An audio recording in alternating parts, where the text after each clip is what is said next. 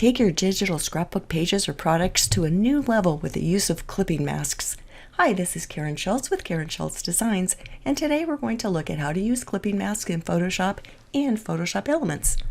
So what are clipping masks and where do you find them? Well, simply defined, a clipping mask is a shape which will define the edges and transparency of an item to which it is clipped. Shapes are available on both Photoshop and Photoshop Elements under the Custom Shape tool. And this is a shape that I've used using this Custom Shape tool. You can also purchase shapes typically called masks in digital scrapbook stores. And this is a mask that is included in one of my products called Window Masks. So once you have a clipping mask, what do you do with it? Here is a clipping mask from, again, Windows Masks. So you want to make sure that you open that in Photoshop Elements or Photoshop. If you're in Elements, make sure you're in the Expert mode. And then you need to place what you want to clip to this mask on a layer above the mask. And I want to use this photo to clip to this mask. So I'm going to grab this photo, grab the Move tool, and grab this photo and bring it up to the mask and bring it down. And now it is on a layer in my Layers panel, but I need it right on the layer above the mask. So if I left click on it, I can just drag it down and drop it in place. Now that is right above the mask.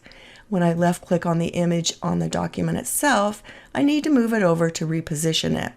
Now you can see the mask is just a little bit larger than the photo, so you can either enlarge the photo just a little bit or decrease the size of the mask. I'm going to decrease the size of the mask just a little.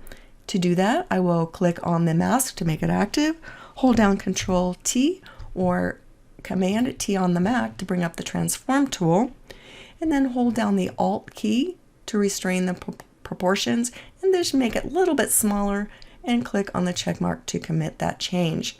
And now you don't see any of the mask behind that, so we know that the photo is going to cover up the whole mask. So now we need to click on the photo to make it the active layer, hold down the Alt key, and hover the mouse in between the two layers. You see the down pointing arrow and the little white square. We know that that is telling us Adobe's going to tell us that I'm going to clip that photo to that layer below once you left click on your mouse, and I'll do that right now, and let go of the Alt key, and then you see that the photo has taken the shape of the mask. Obviously this is cutting off their heads and we don't want to do that. So when we're on the photo layer, all we need to do is click on it and drag it into position wherever we want it. So we can move this anywhere we want. I think that looks good. And that's all there is to it.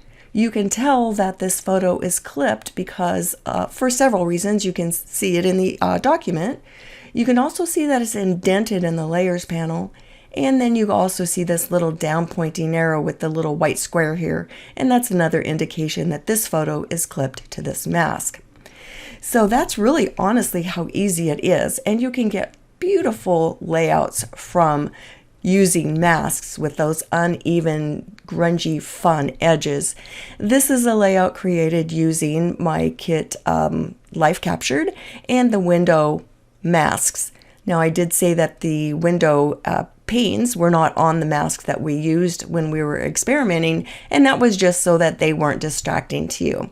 But this layout was created by one of my creative team members, Glory, and I just love the simplicity of it. It's just so very classic. So I hope that this has helped you understand clipping masks. If you want to make sure that you receive all of my Photoshop tips and tricks, be sure to click in the comment section below this video and you'll be able to sign up or register to receive my weekly newsletter. Thank you for watching. I'll see you next time.